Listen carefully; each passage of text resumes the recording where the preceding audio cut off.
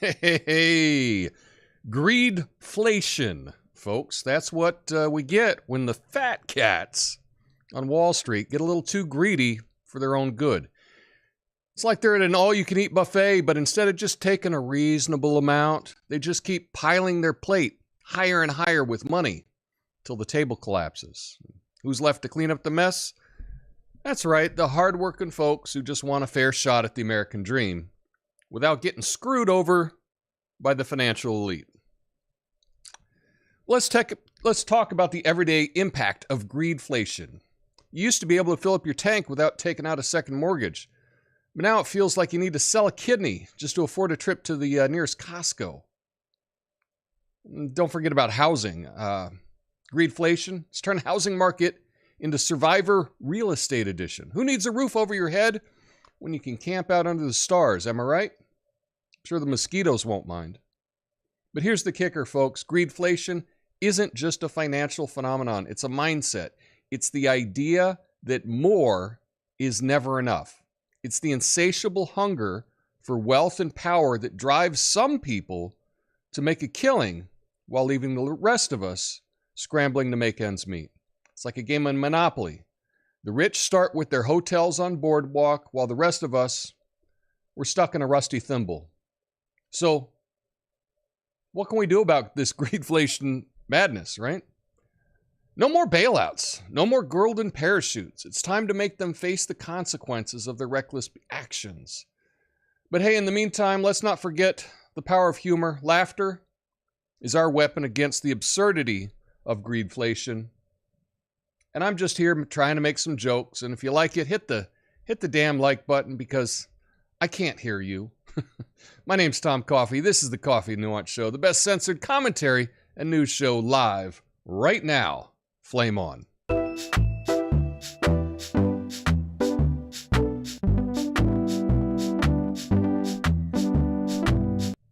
So here we are. The concept today is greedflation. Obviously, this is a combination of two words, greed and inflation. And what it is it's price gouging by corporations during an inflationary period. Okay?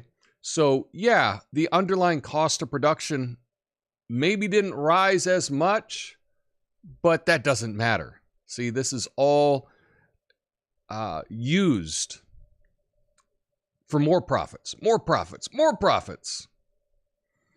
And once somebody's doing it, everybody jumps in on it. You know, the old saying, never let a good crisis go to waste. Well, a lot of corporations, they've decided that, hey, everybody else is raising prices, so we need to do the same thing as well. Should we just raise them according to inflation? Why would we do that when we can get so much more, right? That's what it is. And it's very interesting that there's a lot of pushback from financial people that this is even a thing. They'd like to pretend that, no, it's all inflation. But then the government, right? They don't want to take the blame for all the inflation, so they say, oh no, it's all the greedy corporations. And the greedy corporations say, no, it's all inflation. And who takes the brunt of it? Well, we do. Both are involved. There is inflation because of the endless printing of money. That's basic economics. Additionally, a lot of corporations see this as an opportunity to make even more money. Why blame them, right? That's their fiduciary duty, is to return the most profit that they can to their shareholder. The best way to do this?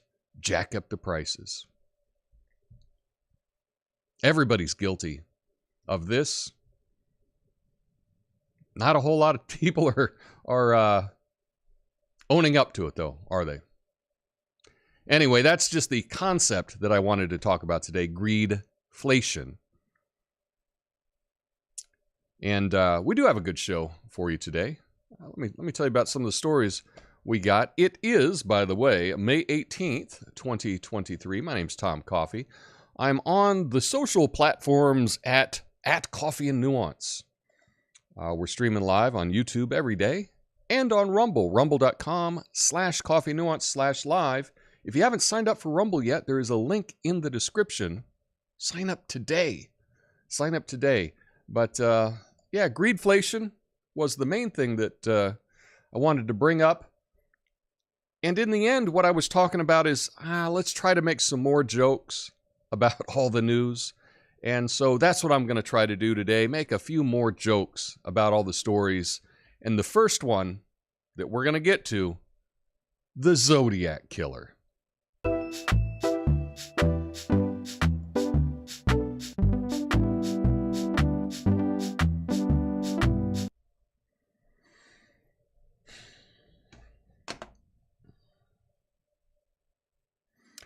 Have you heard about the Zodiac Killer investigation and the accusations flying around? Oh my goodness. I can't read today. I can't read. Let me try that again. Have you heard about the Zodiac Killer investigation and the accusations flying around? It's like a suspenseful whodunit mixed with a bureaucratic comedy. The volunteer cold case team is shouting, "Hey FBI, we found a subject with partial DNA," and the FBI responded with, "Hold on, let's keep the case open just to mess with everybody." It's like they're playing a real-life game of Clue, except they never actually reveal the answer. But hey, let's give them some credit. Maybe they're just trying to keep the mystery alive, you know, like a real-life Scooby-Doo episode. I can already imagine the Zodiac Killer saying, "I would have got away with it if it weren't for those meddling non-profit investigators." That's right. A volunteer cold case team called Case Breakers claims that the man they believe to be the Zodiac Killer is listed as a suspect by the FBI, accusing the government agencies of not properly investigating the alleged serial killings. The team has identified Gary Francis Post, an Air Force veteran who passed away in 2018, as the Zodiac Killer responsible for multiple murders in the late 1960s. They have a partial DNA sample of the suspect. Case Breakers hope that law enforcement agencies will compare the suspect's DNA to evidence from the crime scenes. The team criticizes law enforcement agencies for ignoring evidence, mishandling DNA, and not following proper procedures. They believe the families of the victims deserve answers and accuse authorities of a cover-up. The FBI maintains that the investigation into the Zodiac Killer remains open and unsolved. So that's it. This volunteer group has figured out, they believe, who the Zodiac Killer was. The suspect has passed away. And it is interesting that they have partial DNA that the FBI is not checking on. That's kind of weird. And you have to ask, why? Why wouldn't the FBI do that? Well, there's plenty of reasons. There's just general bureaucratic laziness, right? A lot of people are not very good at their jobs. Okay? If you think about it, half the people that do a job are worse than average. That's just math. Perhaps the Zodiac Killer team at the FBI is, falls on that side of the bell curve. Who knows? I don't know. But probably because there hasn't been political pressure to solve the case. If there is political pressure for certain cases, you will see them get in and do things. But it's all about incentives. It doesn't look like the FBI has any incentive to finalize the Zodiac Killer's case. So they're not doing it. That's it. I wouldn't chalk this up to some grand conspiracy like the FBI is trying to cover it up. I just don't think they're very good at their job. But that's my take. What do you think? Have you looked at what the Case Breakers did to solve this mystery? Because it's kind of an interesting story. So that's something you can check out. But next up, let's talk about some of the nuttiness that's going on a little bit south of where we are.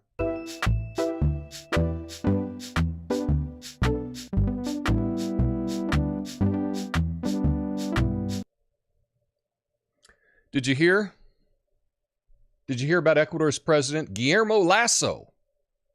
No relation to Ted. He's facing an impeachment vote, and things have gotten so crazy he decided to dissolve the government and call for snap elections. Talk about hitting the panic button. I haven't seen a political move this desperate since my last date. That was a long time ago.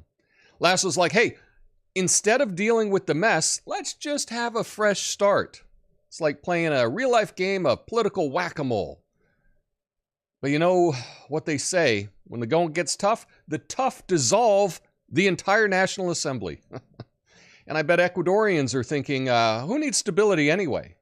Let's just keep shaking it up. Well, good for them. I hope their democracy doesn't disappear like a critic of Vladimir Putin out a window. So, Ecuador's president, Guillermo Lasso, he was facing an impeachment vote, and so he just decided to dissolve the entire government. This move, it's known as mutual death, allows Lasso to rule by decree until the elections take place within 90 days. The decision stops the impeachment proceedings against him that could potentially lead to protests and all kinds of security challenges. His administration's been criticized for cost of living crisis, high crime rates, and they argue that hopefully this will be the end to political confrontation. Now, unfortunately, the armed forces and police have expressed support for the constitutional process, and they've urged respect for democratic order, so who the hell knows what's going to happen down there.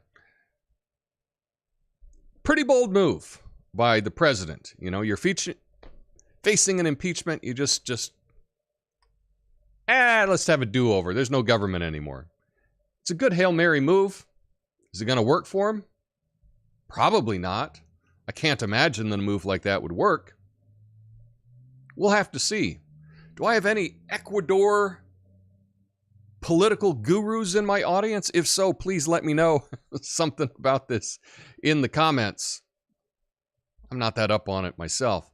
But I just thought this was a bold move. Can you imagine if when Trump was impeached, if he just decided, no, forget this impeachment. We're just going to reset the government.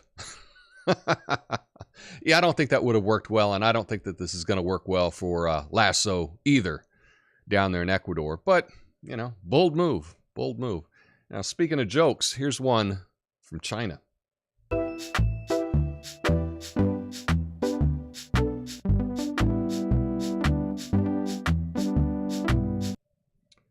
So, apparently,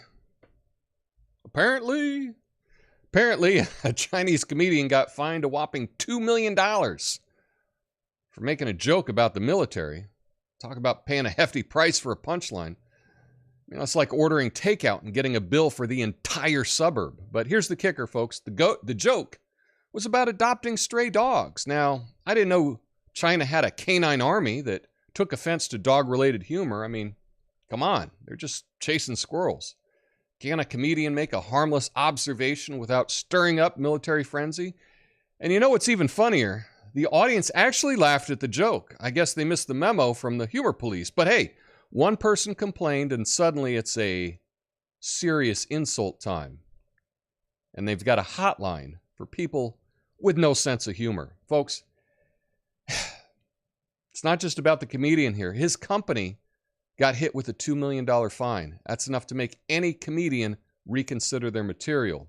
It's like saying, hey, we'll take your punchline and your bank account. Thank you very much. So, yeah. Remember, folks, you know, laughter, they say, is the best medicine, but in China, it may cost you a fortune. So, here's the story. Chinese comedian Li Haoxi's company was fined $2 million by Beijing's Municipal Bureau of Culture and Tourism after he made a joke that some perceived as mocking the military. Probably was. Anyway, during the show, Li mentioned adopting stray dogs, relating it to a phrase used by the People's Liberation Army. When the audience laughed, a complaint was made. fined $2 million, and they had to forfeit nearly $200,000 in illegal gains. The Bureau stated that Lee and his team would face further investigation for their seriously insulting comments. Ugh. China implemented a law prohibiting defamation of the military in 2021. Well, that's what they're doing in China today. What do you think about them implementing laws such as that here in the U.S.? It does kind of seem like it's going in that direction, doesn't it? Let's just fine people. Let's take people to court that we don't like. That's the new strategy. And you've seen it used against certain political leaders currently. And we're going to see that more and more going further. This is the technique. You create some kind of law that they may break, or that they may be close to, or that they can just be accused of. Then you can take them to court, and basically the court case is the punishment. You tie them up with time, you tie them up with money. It's the same thing. I don't think that what I see happening in this country is really that much different than China fining a comedian $2 million for a joke. Is it really that different? I don't know. Maybe I'm way off base here. So why don't you let me know what you think in the comments. And as a reminder, stick around for the after show. That's after I play the goodbye music. I will be going through all of your comments on Rumble and on YouTube. So yeah, that's coming up. But we still have 2 more stories. So let's get to, I don't know, some congresswomen. See what they're up to.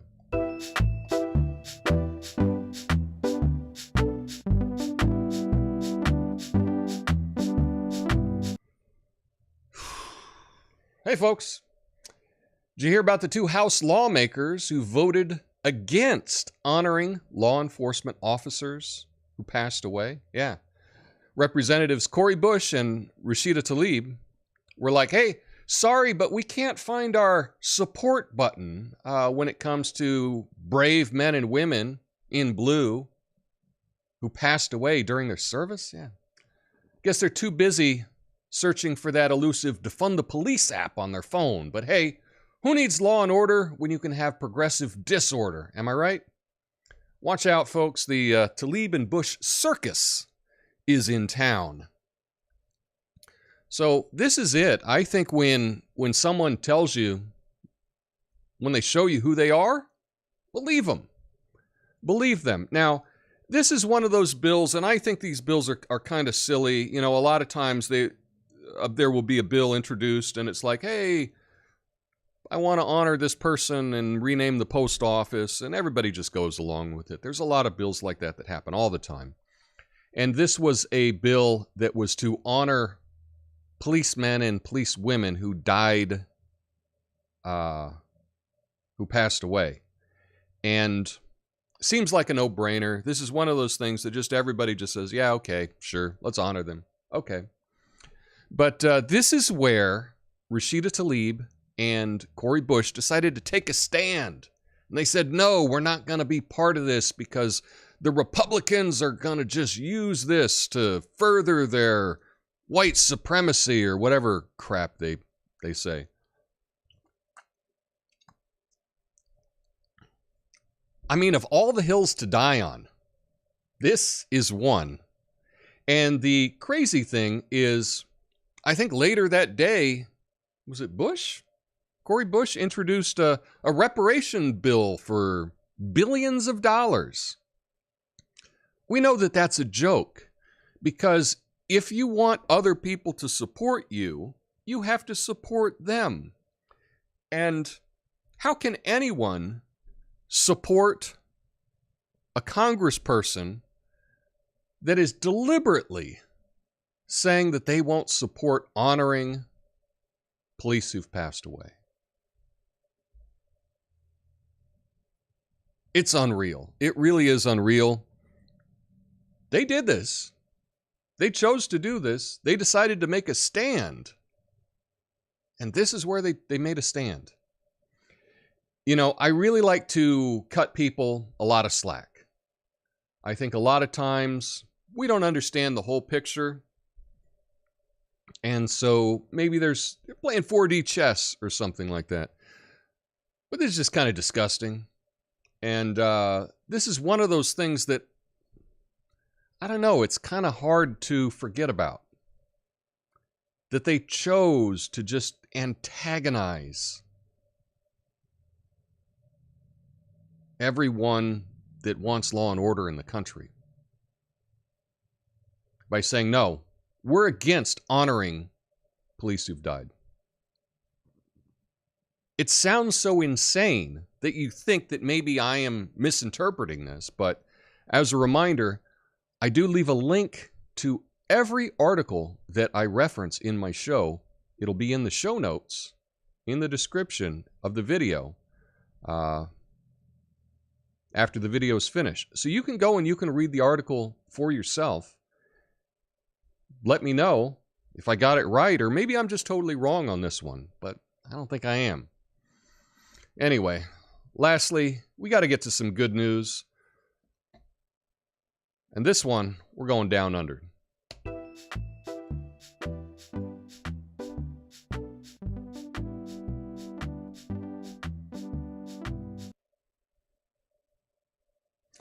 Have you heard the buzz, folks?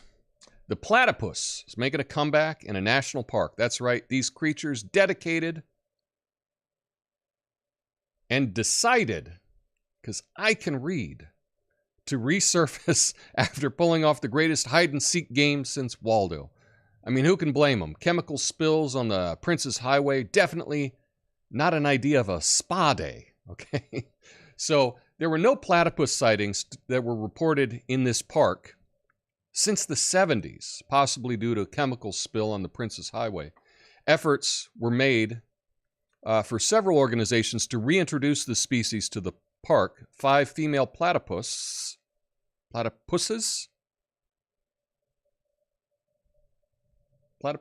have already been released, with males to follow soon.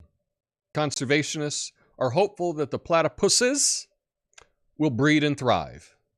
They'll be tracked for the next 2 years to monitor their progress. Researchers and conservationists are excited about the return of the platypuses to the park, and they hope for a thriving population. So, are you familiar with the platypus? I think that there was talk on, you know, what should be the name of the Oregon, you know, an Oregon sports team, and I always like platypuses. It's pretty cool because the platypus is essentially a mix of a duck and a beaver, right? And those are the two big universities here in Oregon. We got the Oregon State Beavers and the University of Oregon Ducks. And so this being the platypus state would be kind of cool. Although I don't think we have any platypus in the state at all. So I guess that doesn't make sense. I don't know. I just thought it was kind of a clever thing. But this is exciting. Some species are coming back, making comebacks all around. That's a good thing. I've never seen a platypus in person. I don't recall ever at any zoo or anything. Have you? They look like cool creatures, but yeah, let me know. I think they're kind of fun, and I'm glad that some species are being reintroduced to national parks and reserves and things like that. So that's a good thing. That's a little good news today. Remember, stick around the after show. I'll be going through all your comments. If you made it this far, do me a favor, hit that like button. That's the way that I know that you actually exist. And you're not a bot.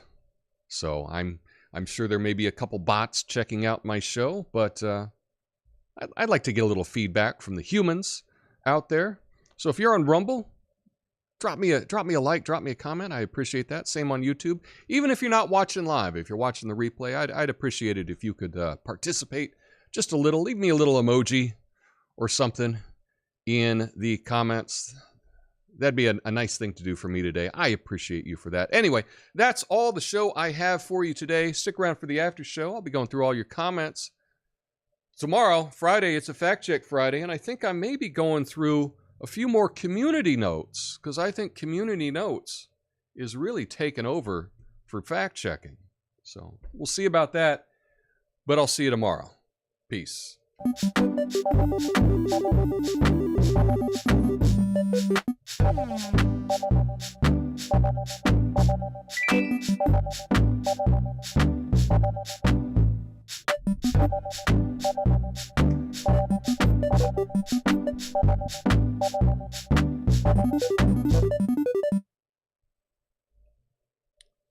Here we are. Look at all those, look at the comments section. We got it happening in the comments section. You too can participate. Still want some more people over on Rumble Live giving me some feedback live. That would be good. But Apothecary John checking in. Says, wow, look at how large my comment is here over on Rumble. It's the Cadillac of platforms, some say. And I like some say. That's a good trick that we're keen to on this channel. Duggo's saying, what's up? Hello. Ted Cruz is the Zodiac Killer.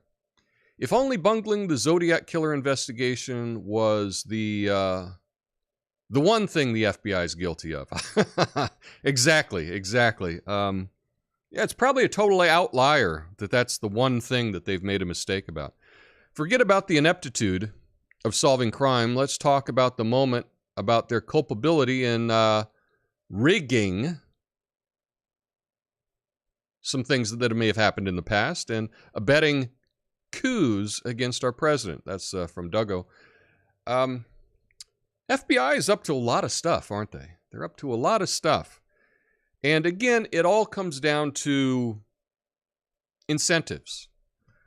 So the FBI has a lot of incentives to shape the outcome of some of our elections. You know, they have a lot of incentives as to who they target for investigations and who they don't target for investigations, what investigations they follow through on, and which ones they just kind of leave open. So it all comes down to incentives, folks. But thanks for the comment there, Duggo.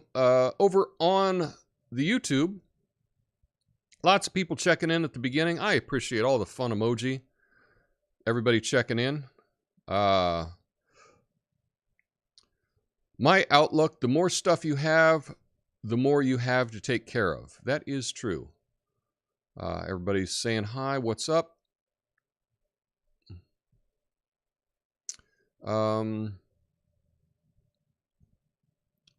Dirty Harry Scorpio was an ex-spy of Zodiac. I don't know about that. I can't remember that movie.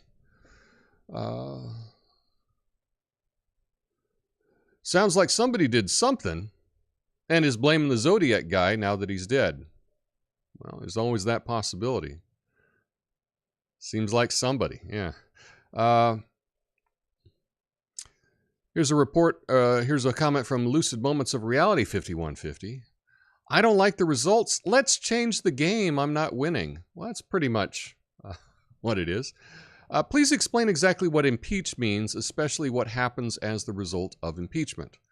Well, I'll be honest, I don't know what impeachment is like in Ecuador, but I would assume that impeach is that you have accused a serious crime of a president or of a political leader. And the accusation is from the body of representatives. So something like that. Resetting the government didn't work out for Hillary. Well, it kind of did. It kind of did. I mean, she didn't get to actually be the president, but she certainly did get a lot of influence on all the people that are behind the scenes. So, did work okay. Congress is the greatest circus on earth. Yes, that is why I put up, that's a little circus tent in the background there of that picture. I don't know if anybody caught that.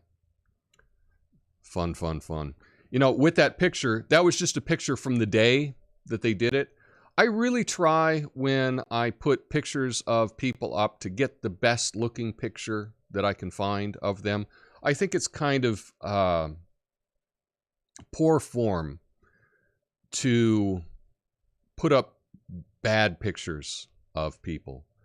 So, if you're talking about Biden, if every picture for your news network, every time you reference Biden, you got a picture of him, I don't know, looking ridiculous, licking an ice cream cone or something. I just think, you can just put up a nice picture of them, and you can still be critical, but you don't need to mock them like that. I know a lot of the media did that with Trump.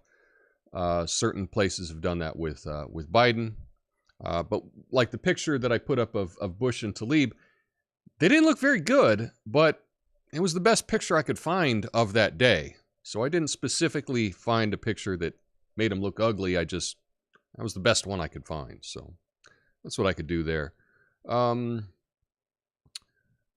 Benefit of the doubt has been a downfall of mine. It is true. That is true. Platypi?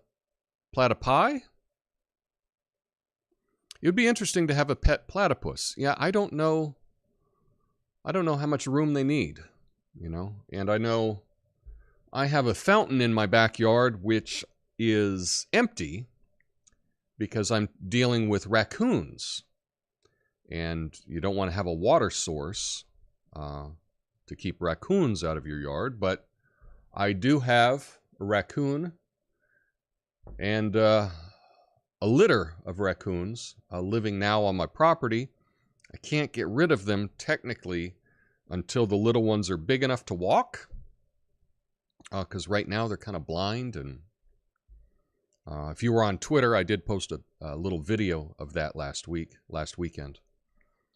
But that's something that I'm dealing with. But yeah, perhaps if you had platypus, pet platypus, need a little lake or something like that for them, that would work. That'd be cool.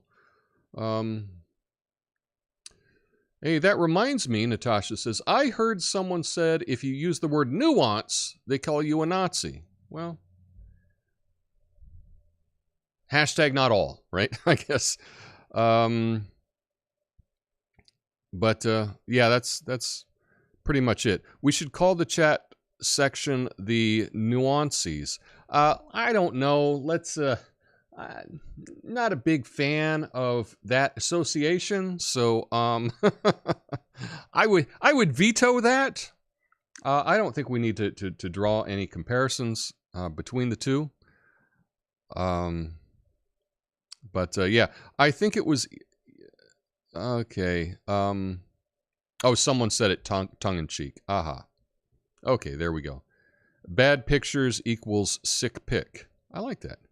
OXOO over on Rumble says, I see Greedflation currently working in tech companies. They are laying off more people now, but modest projection decreases, leading to large layoffs. Some beat estimates and had continued profit, but yeah. So it really is an excuse, greedflation. What it is it's using inflation as an excuse to be greedier and to take more money, to charge more, lay more people off, etc., etc. That's kind of the idea behind greedflation. And it's hard to really combat it, and it's hard to prove it, too. It's very hard to prove why somebody did something. They can say, oh, we raised prices because of this, but they're not showing you their books. They're not showing you their bottom line. You just have to take their word for it. But I do think that there is a lot of greedflation going on. So there you go. That's it. Anyway, thanks for joining me today. Thanks for everybody sticking around in the after show. I appreciate those that have hit the like button, because that makes a difference. Right now, it looks like on the YouTube, we got 10 likes. So that's pretty good considering we got like 9 people watching. So I'll take it. I will take it. Anyway, you all have a beautiful day. I will see you tomorrow for a Fact Check Friday. Until then, peace.